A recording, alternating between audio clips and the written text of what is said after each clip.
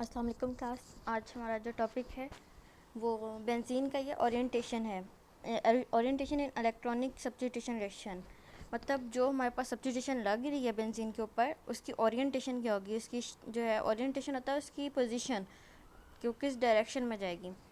तो when an electrophilic substitution reaction take place on benzene ring, we get one monosubstituted benzene because all the six position in the ring are equivalent। अगर तो कोई एक आके substituent attach हो रहा है तो वो कहीं पे भी अटैच हो सकता है। हमने ये पहले भी पढ़ा था कि सारी की सारी पोजीशन जो है वो बेंजीन पे सेम होती हैं और कहीं पे भी आके अटैच जो है हो सकता है। लेकिन ये ऐसा होता है जब मोनो सब्स्टिट्यूएंट होता है, क्योंकि एक आके अटैच होता है। लेकिन अगर हमारे पास कुछ ऐसा हो कि how the introduction of the second group, अगर हमारे पास कोई दूसरा ग्रुप भी आ रहा है रिंग के ऊपर, तो ये तीन जो है वो आइसोमेरिक डिस्ट्रीब्यूटेड प्रोडक्ट्स देगा। वो हो सकती है ऑर्थो भी हो सकती है, मेटा हो सकती है और पैरा हो सकती है। शायद हमने ये पहले पढ़ा है। तो ये रही चीज़ हमारे पास कि ये तो हमारे पास है जी एक चीज़, एक हमारे पास सब्स्टिट्यूएंट आया है वो अटैच हो गया कहीं पे भी जाके ना, तो ये हमारे पास हो गया मोनो सब्स्टिट्यूएंट। और हमारे पास एक सेकंड जो है वो सब्स्टिट्यूएंट आया है वाई। अब वो जो है उसको अटैच करने की तीन पोजीशन हो सकती हैं एक्स के अकॉर्डिंगली। वो तीन जगह पे लग सकता है, या तो वो उसके ऑर्थो पोजीशन पे लगेगा। ऑर्थो पोजीशन होती है 1 2, ये 1 और ये 2। या वो 1 3 पोजीशन पे लग सकता है, 1 और 3, ये होती है पैरा। और या फिर वो ये होती है सॉरी मेटा, ये वाली 3 पोजीशन होती है मेटा। या फिर वो 1 4 पोजीशन पे लग सकता है, जैसे ये है, और ये है जी पैरा। तो दूसरा सब्स्टिट्यूएंट जो है वो पहले के हिसाब से जो है वो 3 पोजीशन पे लग सकता है। और वो 3 पोजीशंस कौन सी हैं? ऑर्थो, मेटा और पैरा। ऑन चांस बेसिस 40% जो है वो, अगर चांसेस को देखा जाए तो वो 40% चांसेस होते हैं कि ऑर्थो बन सकता है, 40% जो है वो मेटा के हो सकते हैं, और 20% होते हैं चांसेस कि वो पैरा दे। लेकिन बट एक्चुअल डिस्ट्रीब्यूशन जो है वो इस तरह से नहीं होती कि हम चांस की बेस पे इसको करें। इसका एक प्रॉपर जो है वो रूल है। फॉर एग्जांपल, अगर हमारे पास मेटा क्लोरो, हम लोगों ने नाइट्रोबेंजीन बनाना है मेटा, ये एम जो है यहाँ पे एम जो है मेटा का शो कर रहा है। तो मेटा क्लोरो नाइट्रोबेंजीन हमने बनाना है, is the main product of the following halogenation reaction. तो हम इसमें करेंगे क्या कि हमारे पास ये एक नाइट्रोबेंजीन है, हमने इसके ऊपर क्लोरीन का जो है एडिशन क्लोरीनेशन करवा रहे हैं FeCl3। तो ये जो है इसके ऊपर मेटा पोजीशन पे आके लग गया। अब हमें कैसे पता चलेगा कि ये सिर्फ आके मेटा पे ही लगेगा, कि कहीं और जाके क्यों नहीं लगा ना। तो on the other hand a mixture of chloro ortho और पैरा का बनाना है, वो तो हमने मेटा का बनाना था तो हमने नाइट्रो ग्रुप लगा लिया। लेकिन अगर हमने क्लोरो और ऑर्थो और पैरा दोनों का बनाना है तो हम क्या करेंगे कि हमने पहले क्या करना है, हमने सबसे पहले इसका करवा लेना है जी Cl का इंट्रोडक्शन करवा लेना है। वो बन जाएगा हमारे पास जी, ये पहले तो हमारे पास है बेंजीन के ऊपर क्लोरीन का हम इंट्रोडक्शन करवाएंगे तो वो क्लोरोबेंजीन बनेगा। क्लोरोबेंजीन के ऊपर हम फिर नाइट्रिक एसिड करवाएंगे तो वो बनाएगा क्लोरो नाइट्रोबेंजीन। और क्लोरो नाइट्रोबेंजीन दो तरह की बन जाएगी, ऑर्थो पैरा। अब यहाँ पे डिफरेंस क्या है हमारे पास, ये चीज़ हम लोगों ने नोट करनी है। यहाँ पे अगर हम देखें ये चीज़, तो अगर हम लोगों ने मेटा बनाना था तो हमने पहले इंट्रोड्यूस करवाया NO2, तो उसने जो है वो जो मेटा क्लोरोबेंजीन दे दी। लेकिन अगर हम लोगों ने ऑर्थो और पैरा क्लोरो नाइट्रोबेंजीन बनानी है तो उसमें हम क्या करेंगे, पहले हम इंट्रोडक्शन करवाएंगे क्लोरीन का और फिर हम इंट्रोडक्शन करवाएंगे जी HNO3 का। तो यहाँ से हमें पता चला है कि कुछ जो ग्रुप्स हैं वो स्पेसिफिक हैं। फॉर एग्ज़ाम्पल अभी हम लोग उसकी डिटेल ही पढ़ेंगे, लेकिन यहाँ पे जो हमें इस एग्जांपल से समझ आया है वो ये है कि NO2 जो है वो मेटा डायरेक्टिंग ग्रुप है, कि अगर किसी भी बेंजीन के ऊपर नाइट्रो ग्रुप लगा है तो जब दूसरा सब्स्टिट्यूएंट, वो कोई भी हो सकता है, लाजमी नहीं वो क्लोरो ही आए, वो कोई भी ग्रुप हो सकता है, तो कोई भी दूसरा सब्स्टिट्यूएंट जो आएगा वो मेटा पोजीशन पे ही लगेगा, किसी और पोजीशन पे नहीं लगेगा। और अगर किसी बेंजीन के ऊपर क्लोरीन जो है वो लगी हुई है और अगर आने वाला कोई भी सब्स्टिट्यूएंट जो है वो आ रहा है दूसरा सब्स्टिट्यूएंट, तो वो हमेशा ऑर्थो पोजीशन पे लगेगा या फिर वो पैरा पोजीशन पे लगेगा। तो इस चीज़ से हमें ये भी समझ आई है। बाकी हम फर्दर ग्रुप्स देखते हैं इसके कि वो किस तरह से होंगे।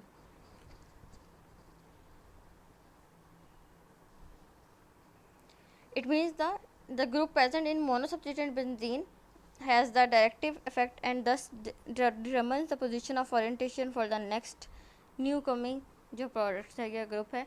तो मतलब पहले जो ग्रुप लगा हुआ है वो डिटरमिन करता है कि जो आने वाला न्यू ग्रुप है वो कहाँ पे आके लगेगा। तो इस हिसाब से हमारे पास दो तरह के ग्रुप्स होते हैं, एक जो वो ग्रुप्स जो ऑर्थो पैरा डायरेक्टिंग ग्रुप्स हैं और एक वो जो कि मेटा डायरेक्टिंग ग्रुप्स हैं। ऑर्थो पैरा डायरेक्टिंग ग्रुप्स ऐसे हैं जो अगर पहले से लगा हुआ है तो आने वाले ग्रुप को ऑर्थो या पैरा पोजीशन पे लगाएगा, और मेटा डायरेक्टिंग ग्रुप ऐसे हैं जो अगर पहले से लगा हुआ है तो आने वाले ग्रुप को मेटा डायरेक्टिंग ग्रुप पे ही या मेटा पोजीशन पे ही लगाएगा। सबसे पहले हम ऑर्थो पैरा का देखते हैं। This group release electrons to the benzene ring thereby facilitating the availability of electrons to the electrophile at ortho और पैरा। मतलब ये इस तरह से अरेंज करते हैं कि इलेक्ट्रॉन्स को बेंजीन के ऊपर इस तरह से अरेंज करते हैं कि आने वाला जो ग्रुप है, जो न्यू ग्रुप आ रहा है, वो ऑर्थो या पैरा पोजीशन पे लगेगा। This result in the increased chemical activity of the benzene ring towards electrophile. The benzene ring can offer more than one position, क्योंकि अब बेंजीन जो है वो एक से ज़्यादा मतलब पोजीशन जो है वो अवेलेबल है कि वो 2 पोजीशन पे लग सकता है, ऑर्थो और पैरा पे। To the new incoming groups, these groups are called ortho para directing groups. For example CH3 group लगा हुआ है, हमने इसके ऊपर इंट्रोडक्शन करवा दिया जी नाइट्रिक एसिड का। तो CH3 जो है ये ऑर्थो पैरा डायरेक्टिंग ग्रुप है। तो नाइट्रोजन जो है 2 तरह के मतलब ये प्रोडक्ट्स बनाएगा। एक ऐसा प्रोडक्ट बनाएगा जिसमें वो ऑर्थो पोजीशन पे लगा होगा, दूसरा ऐसा प्रोडक्ट बनाएगा जिस पे वो पैरा पोजीशन पे लगा होगा। The electron releasing effect of methyl group is significant and it makes the ring good nucleophile. इससे ये होगा कि ये जो मिथाइल ग्रुप लगा हुआ था, CH3 ग्रुप लगा हुआ था, इसने बेंजीन को एक गुड न्यूक्लियोफाइल बना दिया कि आने वाला जो है वो ईजिली अटैच हो सके। Due to this increase reactivity more nitro groups can enter the ring. इस वजह से बेंजीन की जो रिएक्टिविटी है वो ज़्यादा हो गई और इस वजह से 2 नाइट्रो ग्रुप जो है वो एंटर हुए। अब यहाँ पे होगा क्या कि अगर हम लोगों ने मतलब उन्होंने कहा ना कि उसकी न्यूक्लियोफिलिटी जो है वो इंक्रीज़ होगी है बेंजीन रिंग की, और आने वाले ग्रुप्स जो है वो ईजिली अटैच हो सकते हैं। तो यहाँ पे वो रिएक्शन वही है, CH3 का ही है। टेम्परेचर चेंज किया, यहाँ पे जो है वो 30 से 40 का था, यहाँ पे उन्होंने टेम्परेचर इंक्रीज़ करके 60 से 70 डिग्री सेंटीग्रेड कर दिया। तो यहाँ पे देखो तो ऑर्थो और पैरा दोनों जगह पे ग्रुप्स लग रहे हैं, मतलब एक ही बेंजीन के ऊपर ऑर्थो भी लग रहा है और पैरा भी। तो ये बन गया जी 2,4 डाइनाइट्रोटोलिन और ये बन गया 2,6 डाइनाइट्रोटोलिन। अच्छा जी, अगर हम लोग करते हैं कि हमने टेम्परेचर और ज़्यादा इंक्रीज़ कर दिया, 100 पे ले गए हम, तो इसमें क्या बनेगा हमारे पास, ये बनेगा कि ये जो ऑर्थो पैरा डायरेक्टिंग ग्रुप्स है, ये भी ऑर्थो है, ये भी ऑर्थो है ना, ये इसके हिसाब से तो ऑर्थो हैं दोनों। तो 2 ऑर्थो पे लग गए और एक पैरा पे लग गया, तो ये बन गया हमारे पास 2,4,6 ट्राई नाइट्रोटोलविन प्रोडक्ट्स बन गया है। दूसरे ग्रुप्स जो कि ऑर्थो पैरा डायरेक्टिंग ग्रुप्स हैं वो कौन कौन से हो सकते हैं। एक तो हमने CH3 पढ़ लिया ना, और कौन कौन से ऐसे ग्रुप्स हैं कि अगर वो बेंजीन के ऊपर लगे होंगे तो आने वाली जो भी प्रोडक्ट या ग्रुप आएगा वो उसको ऑर्थो या पैरा पे लगाएंगे। तो वो कंडीशंस ये है, एक ये ग्रुप हो सकता है, NH2 हो सकता है, OH हो सकता है, OCH3 हो सकता है, Cl हो सकता है, ब्रोमीन और आयोडीन। तो ये जो सीरीज़ है ये आपको ऐसे ही याद करने की, ये वाली जो सीरीज़ है ये ऑर्थो पैरा डायरेक्टिंग ग्रुप्स की है। तो वो कौन कौन सी है, NCH3 2 है, NH2 है, OH है और OCH3 Cl और ब्रोमीन आयोडीन है। नेक्स्ट हम देखते हैं जी मेटा डायरेक्टिंग ग्रुप्स कौन से हैं। तो मेटा डायरेक्टिंग ग्रुप्स वो होते हैं जो कि आने वाले दूसरे नंबर पर जो सब्स्टिट्यूएंट आ रहा है उसको मेटा पोजीशन पे लगाएंगे। इसमें ये क्या होगा कि बेंजीन की रिएक्टिविटी कम कर देंगे, मतलब सिर्फ एक ही पोजीशन बचेगी। इसमें जो है वो उसका electron withdrawing effect of the substituent होगा। The ortho and para position जो है वो renders more electron deficient than the meta positions. Thus, the incoming electrophile will refers to the attack on meta position rather than ortho para. मतलब ortho और para position पे वो जो उसका effect है वो जो है कम कर देते हैं, इसलिए आने वाला जो ग्रुप है वो जस्ट मेटा पे ही आके लगेगा। These groups are called meta directing groups. यहाँ पे उसकी भी सीरीज़ दी गई है। मेटा डायरेक्टिंग ग्रुप्स कौन कौन से हैं, तो NR3 है, साइनाइड ग्रुप है, कार्बोक्सिल ग्रुप है, ये एल्डिहाइड ग्रुप और ये COR ग्रुप है। ठीक है, तो ये वाले ग्रुप्स जो हैं ये मेटा डायरेक्टिंग ग्रुप्स हैं कि अगर इनमें से कोई भी ग्रुप लगा होगा तो जो आने वाला जो दूसरा सब्स्टिट्यूएंट होगा वो आके मेटा पोजीशन पे लगेगा। तो सबसे पहले हमारे पास एग्जांपल है जी NO2 की। NO2 लगा हुआ है, हमने दोबारा से इसकी नाइट्रेशन करवाई है, तो वो जो है आने वाला जो दूसरा नाइट्रो ग्रुप होगा वो मेटा पोजीशन पे लग गया, वो ऑर्थो और पैरा पे नहीं जाएगा। तो ये थी ऑर्थो और मेटा पोजीशन की। उसके बाद है G comparison of reactivities of alkane, alkenes और बेंजीन। कंपैरिजन कर दिया उन्होंने कि अल्कीन और बेंजीन का जो है वो रिएक्शन का जो ट्रेंड है वो किस तरह से है। We have studied that alkanes are reactive unreactive class of compounds and there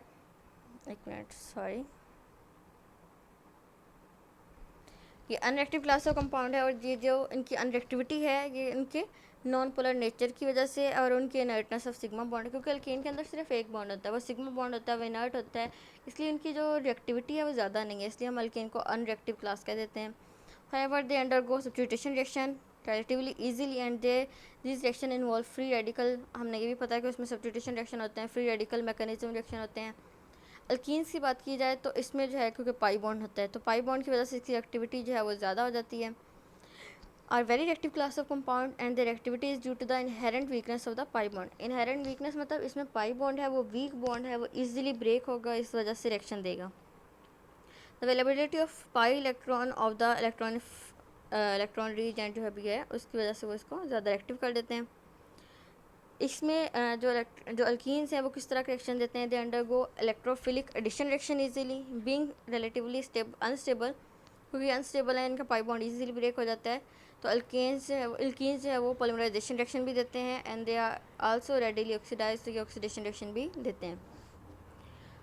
जहाँ तक बात है बेंजीन की, तो बेंजीन जो है वो एक यूनिक बिहेवियर शो करता है। It is highly unsaturated compound, क्योंकि इसमें 3 डबल बॉन्ड हैं। At the same time it is very stable molecule. जैसे कि अल्कीन के अंदर एक डबल बॉन्ड था लेकिन वो अनस्टेबल था ना, बहुत जल्दी टूट गया, लेकिन बेंजीन के अंदर 3 डबल बॉन्ड है लेकिन ये फिर भी स्टेबल है। द स्टेबिलिटी ऑफ बेंजीन इसकी वजह से है क्योंकि इसमें रेजोनेंस होती है। Is due to the extensive delocalisation of pi electron, जो पाई इलेक्ट्रॉन है इसमें डीलोकलाइजेशन होती है, जो कि हमने रेजोनेंस में पढ़ा। It resembles alkene when it gives addition reaction, जब बेंजीन एडिशन रिएक्शन देता है तो ये अल्कीन के साथ रिजेंबलेंस शो करता है।